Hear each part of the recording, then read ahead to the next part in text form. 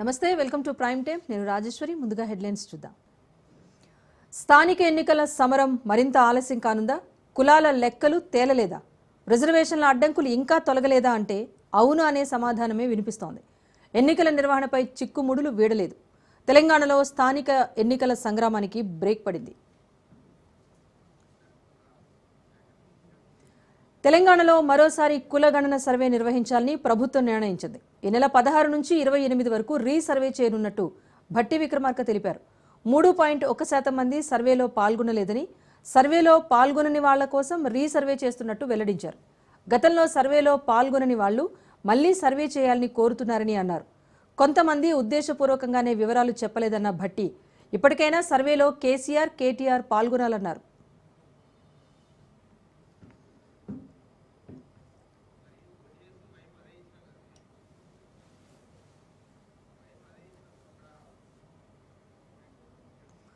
కులగణన తప్పులు తడక అని ప్రతిపక్షాలు మొదటి నుంచి మొత్తుకుంటూనే ఉన్నాయి. అయితే నిష్పక్షపాతంగా సర్వే జరిగినట్లు ప్రభుత్వం కూడా చెబుతూ వస్తోంది.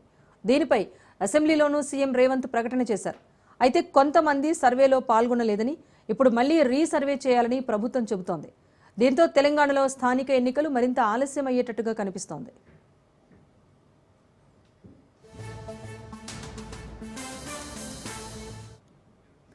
స్థానిక ఎన్నికల్లో రిజర్వేషన్ల అంశం చిక్కుముడిగా మారింది. రిజర్వేషన్లు ఎట్టి పరిస్థితుల్లోనూ 50% దాటొద్దని గతంలో తీర్పునిచ్చింది. రిజర్వేషన్లు పెంచుతూ బీహార్, రాజస్థాన్ లాంటి రాష్ట్రాలు చేసిన చట్టాలను రద్దు చేసింది. దీంతో కాంగ్రెస్ పార్టీ ఆచితూచి అడుగులు వేస్తోంది. కామారెడ్డి డిక్లరేషన్లో ప్రకటించిన హామీకి కట్టుబడి బీసీలకు 42% రిజర్వేషన్లు ఇవ్వాల్సిందేనని రేవంత్ పట్టుదలతో ఉన్నారు. అయితే ఎస్సీలకు 18%, ఎస్టీలకు 10%, బీసీలకు 22% రిజర్వేషన్లను డెడికేటెడ్ కమిషన్ సిఫారసు చేసినట్టుగా తెలుస్తోంది. మరోవైపు బీసీలకు 42% రిజర్వేషన్లు ప్రకటించిన తర్వాతే స్థానిక సంస్థల ఎన్నికలు నిర్వహించాలని ప్రతిపక్షాలు డిమాండ్ చేస్తున్నాయి. సీఎం రేవంత్ రెడ్డి ఇచ్చిన మాట నిలబెట్టుకోవాలి అంటూ డిమాండ్ చేస్తున్నారు.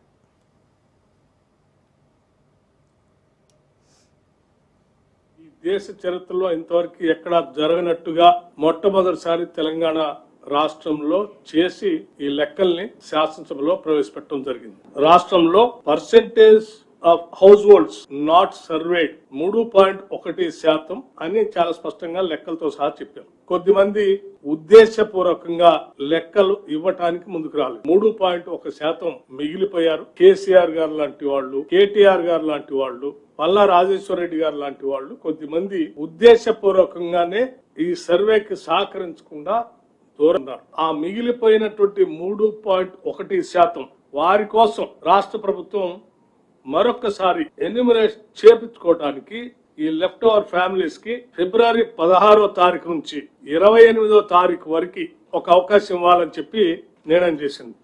ఇలా లెఫ్ట్ ఓవర్ మిగిలిపోయినటువంటి వాళ్ళ టోల్ ఫ్రీ నెంబర్ కూడా రాష్ట్ర ప్రభుత్వం నుంచి అనౌన్స్ చేస్తా ఉన్నాం. మండల వారిగా, డివిజన్ వారిగా గతంలో ఏ రకంగా అయితే ఎన్యూమరేషన్ చేశామో ఆయా మండలాల్లో ఆ మండల్ డెవలప్మెంట్ అధికారి దగ్గర తిరిగి ఆ మిగిలిపోయినటువంటి వాళ్ళు ఎవరైనా వస్తే వచ్చి అక్కడ అప్లికేషన్స్ ఇవ్వచ్చు. ఆన్లైన్ లో కూడా దీన్ని ఉంచుతా ఉన్నాం. ఎప్పటికైనా విజ్ఞప్తి చేస్తా ఉన్నాం కేసీఆర్ గారికి, కేటీఆర్ గారికి, ఇలా మిగిలిపోయినటువంటి వాళ్ళు ఎవరికైనా మరొకసారి అవకాశం ఇస్తా ఉన్నాం. మీరు ఈ రాష్ట్ర జనాభా లెక్కల్లో వచ్చేటట్టుగా చూసుకోండి. ఈ రాష్ట్ర జనాభా లెక్కల్లోకి మీ అందరిని రావాల్సిందిగా విజ్ఞప్తి చేస్తా ఉన్నాం. మరొకసారి అవకాశం ఇస్తున్నాం.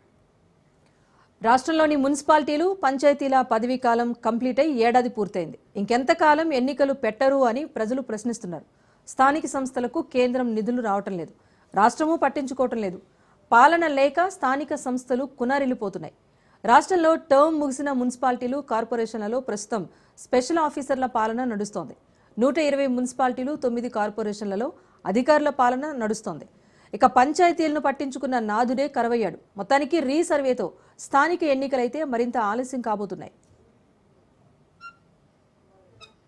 దశాబ్దాలుగా ఈ రాష్ట్రంలో ఎదురు చూస్తున్నటువంటి బలహీన వర్గాలకి చట్టరూపంగా చట్టబద్ధతను కల్పించడం కోసం నిర్ణయం తీసుకోవడం జరిగిందని, ఈ పాస్ చేసినటువంటి బిల్లుని కేంద్ర ప్రభుత్వానికి పంపిస్తాం. పార్లమెంట్ లో కూడా బిల్లుకి సంబంధించి కేంద్ర ప్రభుత్వం మీద ఒత్తిడి తీసుకొని వచ్చి బిల్లుని పార్లమెంట్ లో కూడా ప్రవేశపెట్టి దీని మీద ఆమోదం పొందడం కోసం మేము చేయాల్సిన ప్రయత్నం అంతా చేస్తాం. ఈ ప్రభుత్వం నుంచి ఒక ప్రతినిధి బృందంగా ప్రధానమంత్రిని కలుస్తాం, ప్రభుత్వానికి కేంద్ర ప్రభుత్వానికి సంబంధించిన పెద్దలందరినీ కలుస్తాం, అట్లాగే పార్లమెంట్ లో ఉన్నటువంటి అన్ని రాజకీయ పార్టీలకు సంబంధించిన నాయకులను కూడా కలుస్తాం. వారందరి మద్దతు కూడా కూడగడతాం. వారందరి సహకారంతో పార్లమెంట్ లో కూడా దీన్ని పాస్ చేయించుకొని పూర్తి చట్టబద్ధత దశాబ్దాల చిరకాల వాంఛైనటువంటి ఓబీసీల కళలను నిజం చేసే ప్రక్రియని మొదలు పెడతా ఉన్నాం. ఎస్ఎల్బీసీ పూర్తి చేసి 2 ఏళ్లలో నల్గొండను బంగారు కొండగా మారుస్తామని మంత్రి కోమటిరెడ్డి వెంకటరెడ్డి అన్నారు. నల్గొండ జిల్లా నార్కట్పల్లి మండలం గోపాయిపల్లి గ్రామంలో శ్రీ వరిజాల వేణుగోపాల స్వామి బ్రహ్మోత్సవాల్లో మంత్రి పాల్గొన్నారు. ఈ సందర్భంగా ఆనాడు వైఎస్ఆర్ సీఎంగా ఉన్నప్పుడు ఎస్ఎల్బీసీ సొరంగాన్ని మంజూరు చేయించారని తెలిపారు. ఎస్ఎల్బీసీ సొరంగం పెండింగ్ ప్రాజెక్టులను పూర్తి చేసి కృష్ణమ్మను వేణుగోపాల స్వామి చెంతకు చేరుస్తామన్నారు. బ్రాహ్మణ వెల్లంలా ప్రాజెక్టు ద్వారా రాబోయే వారం 10 రోజుల్లో 40,000 ఎకరాలకు సాగునీరు అందిస్తామన్నారు. సొరంగం పనులను 10 ఏళ్లు కేసీఆర్ పక్కన పెడితే కాంగ్రెస్ ప్రభుత్వం రాగానే పనులు మొదలుపెట్టిందన్నారు. అనంతరం ప్రజల ఆకాంక్షలకు అనుగుణంగా సంక్షేమ పాలన అందిస్తున్నామని మంత్రి పేర్కొన్నారు. నార్కట్పల్లి మండలం గోపులాపల్లి గ్రామంలో వెలిసిన వారిజాల వేణుగోపాల స్వామి కళ్యాణ రథం సందర్భంగా అది కృష్ణమ్మ నీళ్లు వచ్చి ఈ ప్రాంతంలో కింద నల్గొండ 300 ఫీట్ల కింద ఉన్నాం. దాన్ని భగీరథ యత్నం చేసి పైకి సొరంగం 11 కిలోమీటర్లు గౌరవ ముఖ్యమంత్రి గారి చేతులుగా నేను 18 ఏళ్ల కింద శాంక్షన్ చేయించిన ఆ కృష్ణమ్మని కూడా ఈ వేణుగోపాల స్వామి పాదాల వద్దకు తీసుకొచ్చాం. దాంతో ఈ ప్రాంతం రైతుల్లో కొన్ని గ్రామాల్లో చెరువులు ఉన్నాయి. ఇంకా వారం 10 రోజుల్లోనే దాదాపు 30-40 ఎకరాలకు నీళ్ళు ఇవ్వడం, వచ్చే మే నాటికి 1,00,000 ఎకరాల ప్రాజెక్టు బ్రాహ్మణ వెల్లంలా నా కళల ప్రాజెక్టు దాన్ని పూర్తి చేయడం, ఎస్ఎల్బీసీ సొరంగాన్ని కేసీఆర్ గారు నా మీద కోపం మీద 2,000 కోట్లు కంప్లీట్ అయ్యే ప్రాజెక్టుని పక్కన పెడితే నేను అమెరికా వెళ్ళి ఆ పాడు తీసుకొచ్చి సొరంగం పనులు కూడా మొదలు పెట్టించాను. దాన్ని కూడా 2 సంవత్సరాలు పూర్తి చేస్తాను. నాకు పేరు వస్తుందని చెప్పి బీఆర్ఎస్ సీనియర్ నేత ఎమ్మెల్యే హరీష్ రావు త్వరలో పాదయాత్ర చేపట్టబోతున్నట్టుగా తెలుస్తోంది. సంగమేశ్వర, బసమేశ్వర ఎత్తిపోతల ప్రాజెక్టు పనులను పూర్తి చేయాలనే డిమాండ్తో ఆ ప్రాజెక్టుల నిర్దేశిత ఆయకట్టు ప్రాంతాల్లో ఆయన ఈ యాత్ర చేపడుతున్నట్టు సమాచారం.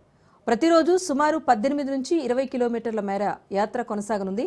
6 రోజుల పాటు సుమారు 130 కిలోమీటర్ల యాత్ర కొనసాగించేలా షెడ్యూల్ రూపొందిస్తున్నారు. సంగారెడ్డి జిల్లా నారాయణఖేడ్, ఆంధోళ్, సంగారెడ్డి, జహీరాబాద్ నియోజకవర్గాల్లో ఈ పాదయాత్ర సాగనుంది.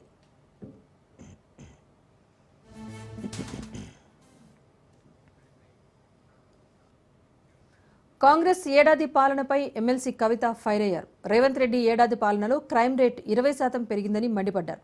మహిళలు బయటకు వెళ్లాలంటేనే భయపడే పరిస్థితి నెలకొందన్నారు. మహిళలకు స్కూటీలు ఇస్తామన్న హామీ ఏమైందని ప్రశ్నించారు ఆమె. కేసీఆర్ పాలనలో మహిళలు సంతోషంగా ఉన్నారని అన్నారు. రాహుల్ గాంధీ వరంగల్ వచ్చేందుకు భయపడ్డారని ఎద్దేవా చేశారు. ముందు మార్చి 8న ఇందిరా పార్క్ వద్ద నిర్వహించనున్న మహిళా జాగృతి ధర్నా కార్యక్రమం పోస్టర్ను ఎమ్మెల్సీ కవిత ఆవిష్కరించారు. అది అసలే వరంగల్ గడ్డ. అక్కడ మంచి వాళ్ళనే మనం రానియలే, వాళ్ళ పప్పులు ఉడకనియలే. రాహుల్ గాంధీ గారు ఇవాళ హైదరాబాద్ వరంగల్ వద్దాం, తెలంగాణ వద్దాం అంటే చిన్న మాట ఇయ్యకుండా ఎక్కడన్నా తిరిగితే ఊకో. మంచి అవకాశం ఇచ్చినటువంటి మాట తప్పితే అస్సలే ఊరుకోరు. నిన్న వరంగల్ జరిగింది, ఇవాళ నేను చెప్తున్నా, మా ఆడబిడ్డలకు ఇచ్చినటువంటి మాటలు గనక మీరు పూర్తి అయిపోతే రేపు తెలంగాణలో ఎక్కడికి కూడా రాలేని పరిస్థితి వస్తుంది ఈ గవర్నమెంట్ కు. ఆ విషయం ఆలోచన చేసుకోవాలి. మనకు 200 యూనిట్ల కరెంట్ ఇస్తామన్నారు, అది ఏమంటున్నాం. మీరు నెలకొక సిలిండర్ 500కి ఇస్తామంటున్నారు, అది ఏమంటున్నాం. రేషన్ కార్డులు ఇస్తామన్నారు, అది ఏమంటున్నాం. మేమేం కొత్త, మీరు చెప్పింది చెప్పినట్టుగా చెయ్యమని మాత్రమే అడుగుతా ఉన్నాం. ఇవాళ మనము రేవంత్ రెడ్డి గారు కాంగ్రెస్ ప్రభుత్వంపై విమర్శలు చేశారు మాజీ మంత్రి శ్రీనివాస్ గౌడ్. బీఆర్ఎస్ హయాంలో నామమాత్రపు ధర పెంచితే గగ్గోలు పెట్టారని, కానీ ఇప్పుడేమో బీరుకు 30 నుంచి 40 రూపాయల ధర పెంచారని అన్నారు. బీర్ల ధరలు పెంచడం దేనికి సంకేతమో చెప్పాలన్నారు. ఏపీ, తెలంగాణ రాష్ట్రాల్లో మద్యం మాఫియా నడుస్తోందని ఆరోపణలు చేశారు. అనంతరం రాహుల్ గాంధీ ప్రకటించిన డిక్లరేషన్లు అమలు కావటం లేదన్నారు శ్రీనివాస్ గౌడ్. 4-5 నెలల క్రితమేమో బొంబొం బీరు, బిర్యానీ బీరు, ఎవరు చూడని బీర్లు తీసుకొచ్చి పెట్టారు. నాణ్యత లేని బీరు తీసుకొచ్చి దాని ద్వారా ఆదాయాన్ని నింపుకోవాలని చూసిండ్రు. రకరకాలుగా మరి వార్తలు కూడా వచ్చినాయి. ఎక్కడ కూడా దాని మీద ఖండన కూడా చేయలేదు. మళ్ళీ ఈరోజు బీర్ల ధరలు 2 రాష్ట్రాలు కలిసి పెరిగినాయి ఒకటేసారి అనుకొని. అంటే ఎంత పకడ్బందీగా ప్లానింగ్లో నడుస్తున్నాయి ఆంధ్రప్రదేశ్ తెలంగాణ. మద్యం మాఫియా నడిపిస్తూ ఉంది. ఎలక్షన్లప్పుడు మీరు ఎక్కడెక్కడైతే మాట్లాడిండ్రో ఆయా ప్రాంతాల్లో మీరు పర్యటించండి. మీరు యువకులు, మరి మీరు ఇచ్చిన హామీ నెరవేరుతున్నాయా లేదా? ప్రియాంక గాంధీ ఇచ్చిన మాట నిలబెడుతున్నా లేదా? స్కూటీలు వచ్చినాయా లేదా? రైతు బంధు వచ్చిందా లేదా? నిరుద్యోగ వృత్తి వస్తుందా లేదా? రిక్రూట్మెంట్ ఎట్లా జరుగుతున్నాయి? ప్రజలు ఏమనుకుంటారు? ఒక్కసారి వెరిఫై చేయాల్సిన అవసరం ఉంది. హైదరాబాద్ బలక్పేటలోని పౌర సరఫరాల శాఖ కార్యాలయం దగ్గర రేషన్ కార్డు దరఖాస్తుదారులు ఆందోళనకు దిగారు. సిబ్బంది తీరుపై అసహనం వ్యక్తం చేశారు.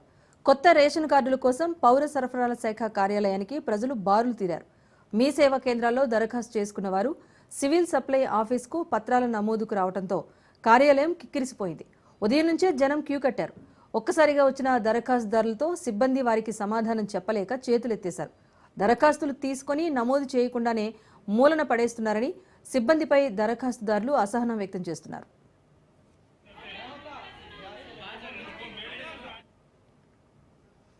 బడ్జెట్పై ఏపీ సీఎం చంద్రబాబు సమీక్షా సమావేశాన్ని నిర్వహించారు. బడ్జెట్ కూర్పుపై ప్రభుత్వం కసరత్తు చేస్తోంది. 2025-26 సంవత్సరానికి పూర్తిస్థాయి బడ్జెట్ ప్రవేశపెట్టనుంది ప్రభుత్వం. సూపర్ 6 పథకాలకు ప్రాధాన్యత ఇచ్చేలా బడ్జెట్ ఉండబోతున్నట్టుగా తెలుస్తోంది. బడ్జెట్పై ఆర్థిక మంత్రి పయ్యావుల ఉన్నతాధికారులతో సీఎం చంద్రబాబు సమీక్ష చేపట్టారు.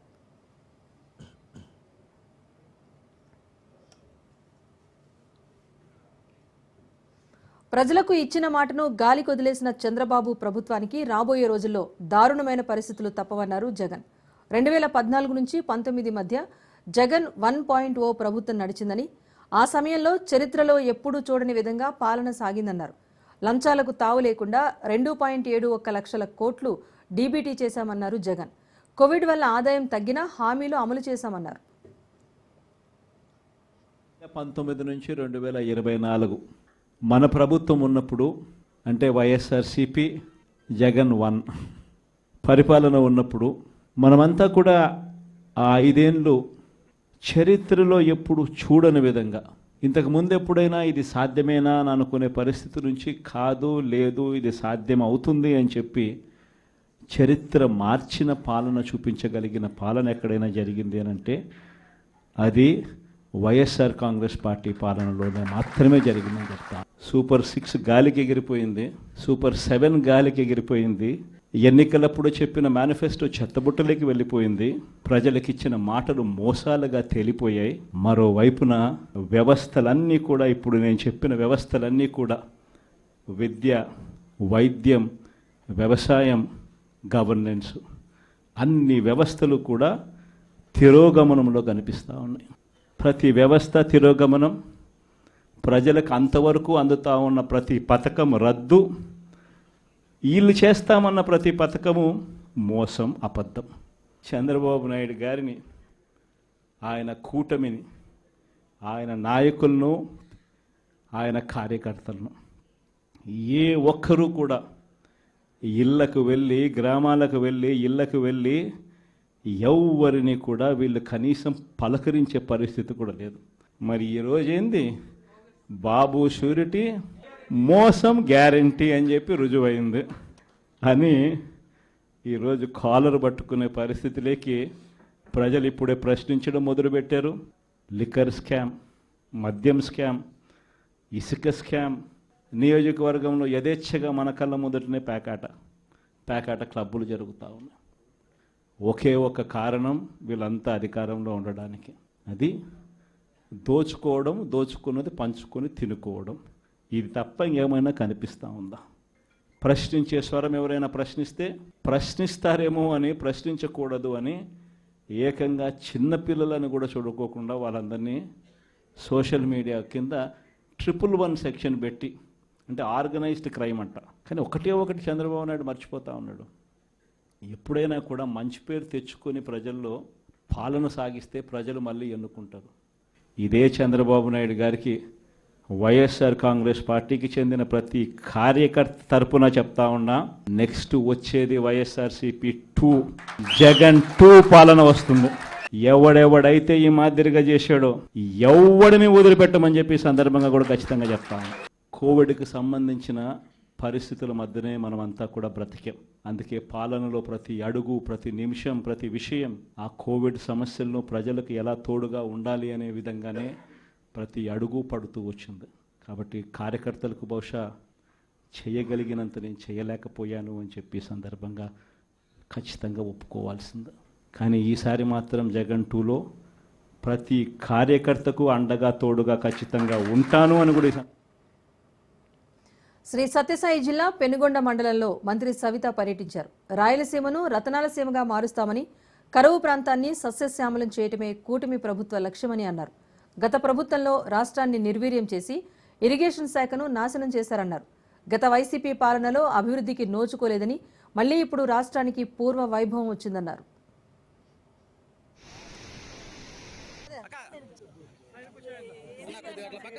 చంద్రబాబు నాయుడు గారు 14-19లో ఈ కరువు ప్రాంతాన్ని సస్యశ్యామలం చేయాలి, రాళ్లసీమ అయిపోయింది, ఈ రాళ్లసీమను రతనాల సీమగా మార్చాలనేది ముఖ్యమంత్రి గారి లక్ష్యం. ఆ లక్ష్యంతోనే రాష్ట్రం విడిపోయిన అప్పుల్లో ఉన్న 14-19లో గొల్లపల్లి రిజర్వాయర్ పూర్తి చేసి ఈ ప్రాంతానికి సాగునీరు, తాగునీరు అందించారు. అదేవిధంగా కియా లాంటి పరిశ్రమలు, కియా అనుబంధ పరిశ్రమలు ఇక్కడ గొల్లపల్లి రిజర్వాయర్ నిర్మాణం చూయించిన తర్వాతే వాళ్ళు అంటే విజనరీ లీడర్ చంద్రబాబు నాయుడు గారని కూడా మీకు అందరికీ తెలియజేస్తున్నా. మరి గత ప్రభుత్వం 1924లో కనీసం ఏదేదో ఎన్నికల సమయంలో మాట చెప్పారు, ఆ మాట ప్రకారం మాట నిలబెట్టుకోలేదు. కాబట్టి ప్రజలు కూడా. నెల్లూరు జిల్లా వెంకటాచలం రామదాసు కండ్రిగా భూముల వ్యవహారంలో ఆరోపణలపై మాజీ మంత్రి కాకాణి గోవర్ధన్ రెడ్డి స్పందించారు. కూటమి ప్రభుత్వం ఏర్పడ్డాక వైసీపీలో యాక్టివ్గా ఉండేవారిపైన నిందలు వేస్తున్నారంటూ ఆవేదన వ్యక్తం చేశారు. టీడీపీ హయాంలోనే రామదాసు కండ్రిగా భూముల్లో అవినీతి జరిగిందన్నారు. కాంగ్రెస్ పార్టీకి సంబంధించినటువంటి ఎవరైతే చురుగ్గా ఉంటున్నారో వాళ్ళ మీద ఒక పక్క కేసులు బనాయించడంతో పాటు ఏ విధంగా వాళ్ళకి సంబంధించినటువంటి వ్యక్తిత్వ హననానికి పాల్పడాలి, చివరికి కుటుంబ సభ్యులను కూడా వదిలిపెట్టకూడదు అనేటువంటి ఆలోచనతో మీడియా, అదేవిధంగా కొంతమంది తెలుగుదేశం పార్టీకి సంబంధించినటువంటి వ్యక్తులు, సోమిరెడ్డి లాంటి నీచులు అనేక రకాలైనటువంటి పనులు చేసేటువంటి పరిస్థితి ఏర్పడింది. దానిలో భాగంగా ఆంధ్రజ్యోతిలో ఒక కథనం వచ్చింది. దానిని అడ్డం పెట్టుకొని తెలుగుదేశం వాళ్ళు ఒక ట్విట్టర్ పోస్ట్ చేశారు, అఫీషియల్ ట్విట్టర్. దానికన్నా ముందు రామదాస్ కండ్రిక విషయంలో ఏమేమి జరిగింది అనేటువంటిది చెప్పాల్సినటువంటి పరిస్థితి. తెలుగుదేశం పార్టీ అది ట్విట్టర్లో పెట్టడం కాదు, ఛాలెంజ్ విసురుతున్నా. మీకు దమ్ము ధైర్యం ఉంటే ఈ భూముల మీద గతంలో జరిగినటువంటి విషయాల నుంచి ఈ రోజు జరిగినటువంటి అన్ని విషయాల మీద సిబిఐ ఎంక్వైరీ చేసేటువంటి ధైర్యం చంద్రబాబుకు ఉందా? డిప్యూటీ సీఎం పవన్ కేరళ, తమిళనాడు రాష్ట్రాల్లోని పలు పుణ్యక్షేత్రాలు దర్శించుకునే యాత్రకు శ్రీకారం చుట్టారు.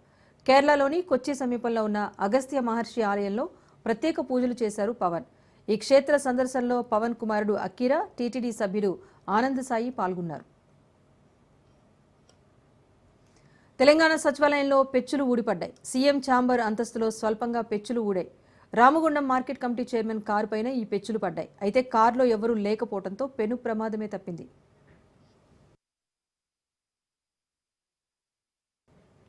హైదరాబాద్ సైబర్ క్రైమ్ పోలీసులను 30 ఇయర్స్ ఇండస్ట్రీ యాక్టర్ పృథ్వీరాజ్ ఆశ్రయించారు. ఇటీవల లైలా ప్రీ రిలీజ్ ఈవెంట్లో వైసీపీపై పృథ్వీ చేసిన వ్యాఖ్యలు తీవ్ర దుమారాన్ని రేపాయి. దీంతో పృథ్వీని వైసీపీ అభిమానులు, కార్యకర్తలు టార్గెట్ చేశారు. కాగా తనకు కాల్స్, మెసేజెస్ చేసి వేధిస్తున్నారు అంటూ పోలీసులకు ఫిర్యాదు చేశారు పృథ్వీ. తనను వేధిస్తున్న వారిపై కఠిన చర్యలు తీసుకోవాలని పృథ్వీ కుటుంబ సమేతంగా వచ్చి హైదరాబాద్ సైబర్ పోలీసులను కోరారు.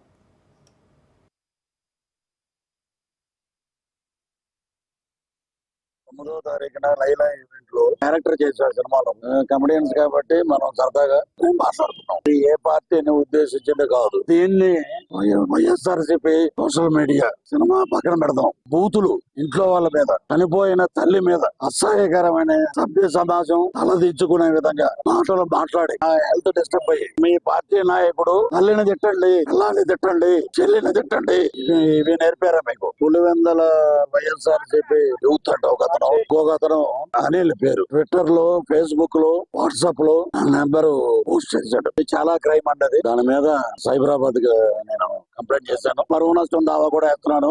ఇక్కడ ఇచ్చాను. నా వ్యక్తిగత ఇమేజ్ ని మొత్తం డ్యామేజ్ చేశారు కాబట్టి ₹1 డెఫర్మేషన్స్ అనిల్ అన్న కూడా మీద ఫోన్స్ వీళ్ళందరి మీద సైబరాబాద్ లో కంప్లైంట్. కామెంట్స్ పెడుతున్నారు. వాళ్ళందరికీ థ్యాంక్స్ చెప్తున్నా. ఎందుకంటే నువ్వు ఇలాగా అని చెప్తున్నారు. మీ అక్కలు, మీ చెల్లెళ్ళు, మీ అమ్మలు అలాగే ఉండుండొచ్చు కాబట్టి నన్ను అలా ట్రోల్ చేస్తున్నారు. అదంతా నేనే పట్టించుకోను. ఎందుకంటే భగవంతుడు ఉన్నాడు, కంపల్సరీ భగవంతుడు చూస్తాడు. ఇక మూవీ గురించి వస్తానా, ఆయన కామెడీ ఆర్టిస్ట్ కామెడీగా చేశారు. అది వాళ్ళ సినిమా ప్రమోషన్ కోసం వాళ్ళ మగబిడ్డే కావాలి అని కోరుకోవటం తల్లిదండ్రుల సహజ లక్షణం. కొంతమంది ఆడపిల్లే కావాలి మాకు మహాలక్ష్మి అంటారు. ఇంటికి వచ్చే లక్ష్మీదేవిని కాదంటారా అనుకుంటారు. ఆడపిల్లలే ఉన్న ఇంట్లో మగపిల్లలు ఉంటే బావుండు అనుకుంటారు మరికొంతమంది. ఎవరైతేనేం ఇంట్లో చిన్నపిల్లల అల్లరి ఉంటే చాలు అనుకుంటారు ఇంకొంతమంది. ఇది సాధారణంగా అందరి ఇళ్లల్లో ఉండే అభిప్రాయాలే. కానీ మెగాస్టార్ ఇలాంటి కామెంట్స్ చేస్తే ఎలా ఉంటుంది? రచ్చ అవుతుంది. ఇప్పుడు సోషల్ మీడియాలో చిరంజీవి వ్యాఖ్యలు దుమారం రేపుతున్నాయి.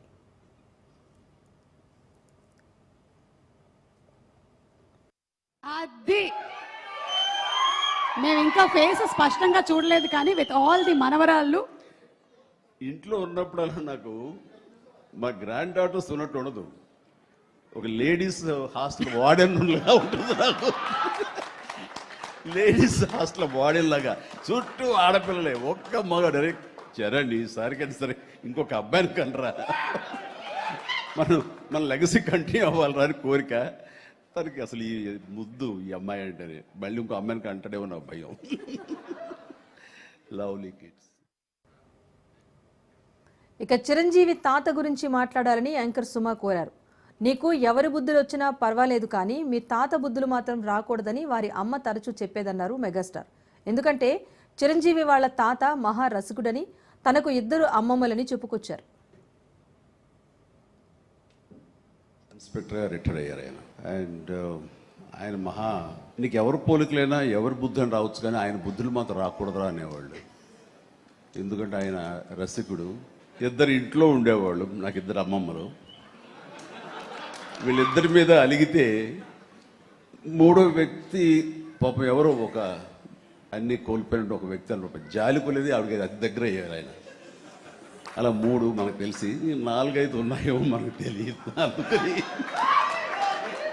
నువ్వు ఈ ఫిలిం ఇండస్ట్రీకి వెళ్తున్నావు, అవకాశాలు ఎక్కువ ఉంటాయి, జాగ్రత్త, ఆయన మాత్రం ఆదర్శంగా తీసుకోవద్దు అన్నారు. మేడారంలో మినీ జాతర ప్రారంభమైంది. సమ్మక్క సారలమ్మకు ప్రత్యేక పూజలు చేస్తున్నారు భక్తులు. అమ్మవార్లను దర్శించుకునేందుకు భక్తులు భారీగా తరలివచ్చారు. ఈ మినీ జాతరకు 5,30,00,000తో ప్రభుత్వం ఏర్పాట్లు చేసింది. ఇక మేడారం వెళ్లే భక్తుల కోసం 200 ప్రత్యేక బస్సులను ఏర్పాటు చేసింది ఆర్టీసీ. 1000 మంది పోలీసులతో బందోబస్తు కొనసాగుతోంది. ఇక తెలుగు రాష్ట్రాలతో పాటు ఇతర ప్రాంతాల నుంచి పెద్ద ఎత్తున భక్తులు తరలి వస్తున్నారు. జంపన్న వాగు వద్ద స్నానాలను ఆచరిస్తున్నారు. కాంగ్రెస్ అగ్రనేత రాహుల్ గాంధీ మరో వివాదంలో చిక్కుకున్నారు. 2022 డిసెంబర్లో భారత్ జోడో యాత్ర సందర్భంగా భారత సైన్యాన్ని అవమానపరిచేలా రాహుల్ గాంధీ వ్యాఖ్యలు చేశారని ఆర్ఓబీ మాజీ డైరెక్టర్ ఉదయ్ శంకర్ శ్రీవాస్తవ కోర్టును ఆశ్రయించారు. ఉదయ్ శంకర్ తరపున న్యాయవాది వివేక్ తివారీ లక్నో కోర్టులో రాహుల్ గాంధీపై పరువు నష్టం దావా వేశారు. రాహుల్ గాంధీ వ్యాఖ్యలు, ప్రకటనలు భారత సైన్యాన్ని అవమానపరిచే విధంగా ఉన్నాయని, అతనిపై చర్యలు తీసుకోవాలని కోరారు. ఈ దావాపై లక్నో కోర్టు విచారణ చేపట్టింది. ఈ సందర్భంగా ఎంపీ రాహుల్ గాంధీకి న్యాయస్థానం సమన్లు జారీ చేసింది. ఈ కేసు విచారణకు సంబంధించి 2025 మార్చి 24న స్వయంగా కోర్టుకు హాజరు కావాలని రాహుల్ గాంధీని ఆదేశించింది. ఉచితాలపై సుప్రీంకోర్టు సంచలన వ్యాఖ్యలు చేసింది. ఎన్నికల్లో ఉచిత పథకాలను తప్పుపట్టింది. పట్టణాల్లో నిరాశ్రయులకు ఆశ్రయం కల్పించాలని దాఖలైన పిటిషన్ను విచారించింది ధర్మాసనం. ఉచిత పథకాలతో ప్రజలు పనిచేయటం లేదని, ఏ పని చేయకుండా ఆహారం, డబ్బు సంపాదిస్తున్నారని కామెంట్ చేసింది. ఓటర్లను పరాన్న జీవులుగా మారుస్తున్నారు అంటూ ఘాటు వ్యాఖ్యలు చేసింది సుప్రీంకోర్టు.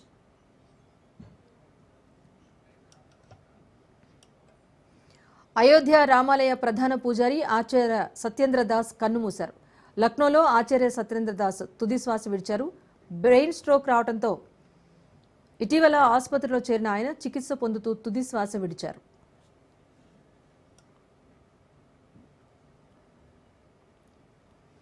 ప్రధాని మోదీ విదేశీ పర్యటనలో ఉగ్ర బెదిరింపు రావటం కలకలం రేపుతోంది. ముంబై పోలీస్ కంట్రోల్ రూమ్కు దుండగులు ఫోన్ చేశారు. మోదీ ప్రయాణిస్తున్న విమానాన్ని లక్ష్యంగా చేసుకుంటామంటూ బెదిరింపులకు పాల్పడ్డారు. అయితే వెంటనే సమాచారాన్ని భద్రతా సంస్థలకు పోలీసులు అందించారు. దీంతో ఫోన్ కాల్పై విచారణ కొనసాగుతోంది. అయితే ఆలస్యంగా వెలుగులోకి వచ్చింది ఈ ఘటన. ఇక ఫోన్ చేసిన వ్యక్తి మానసిక పరిస్థితి సరిగ్గా లేదని పోలీసులు తెలిపారు. ఎవరో ఫేస్బుక్లో పెట్టిన పోస్టులకు పాకిస్తాన్లో తనకు మరణశిక్ష విధించాలని చూస్తున్నారని మెటా సీఈఓ జుకర్బర్గ్ సంచలన వ్యాఖ్యలు చేశారు. ఇటీవల జో రోగన్ పాడ్కాస్ట్లో పాల్గొన్న ఆయన ఈ వ్యాఖ్యలు చేశారు. ఈ సందర్భంగా పాక్లో ఫేస్బుక్పై నమోదైన దావా గురించి వెల్లడించారు. ఇతర దేశాల్లో మనం అంగీకరించిన చట్టాలు చాలా ఉన్నాయని, ఎవరో ఫేస్బుక్లో దేవుడిని అవమానిస్తూ ఉన్న ఫోటోలను పోస్ట్ చేయడంతో పాక్లో తనకు మరణశిక్ష విధించాలని మరెవరో దావా వేశారని అన్నారు. తనకు ఆ దేశానికి వెళ్లాలని లేదన్న జుకర్బర్గ్ అందుకే ఆందోళన చెందాల్సిన అవసరమూ లేదన్నారు. ఇంగ్లాండ్తో 3 వన్డేల సిరీస్ను భారత్ 3-0తో క్లీన్ స్వీప్ చేసింది. అహ్మదాబాద్ వేదికగా జరిగిన 3వ వన్డేలో భారత్ 142 పరుగుల తేడాతో ఘన విజయాన్ని సాధించింది. 357 పరుగుల భారీ లక్ష్యంతో బరిలోకి దిగిన ఇంగ్లాండ్ 34.2 ఓవర్లలో 214 పరుగులకు ఆలౌట్ అయింది. ఇంగ్లాండ్ బ్యాటర్లలో టామ్ బ్యాంటన్, బెన్ డకౌట్ అయ్యారు. భారత బౌలర్లలో హర్షదీప్ సింగ్, హర్షిత్ రాణా, అక్షర్ పటేల్, హార్దిక్ పాండ్యా తలో 2 వికెట్లు తీశారు. వాషింగ్టన్ సుందర్, కుల్దీప్ యాదవ్లు తలో వికెట్ తీశారు. బిజినెస్ అప్డేట్ చూస్తే దేశీయ స్టాక్ మార్కెట్లు వరుసగా 6వ రోజు నష్టాల్లోనే ముగిశాయి. ఉదయం ఒకానొక సమయంలో దాదాపు 900 పాయింట్లకు పైగా నష్టపోయిన సెన్సెక్స్ మధ్యాహ్నం తర్వాత బాగా పుంజుకుంది. దీంతో స్వల్ప నష్టాల్లో ముగిసింది. సెన్సెక్స్ ఒక సమయంలో 73,000 దిగువకు, నిఫ్టీ 23,000 దిగువకు చేరుకున్నాయి. ఆ తర్వాత పుంజుకోవడంతో ఆ మార్క్ పైన ముగిశాయి. సెన్సెక్స్ 122 పాయింట్లు నష్టపోయి 76,171 పాయింట్ల వద్ద, అటు నిఫ్టీ 26 పాయింట్లు నష్టపోయి 23,045 పాయింట్ల వద్ద స్థిరపడింది.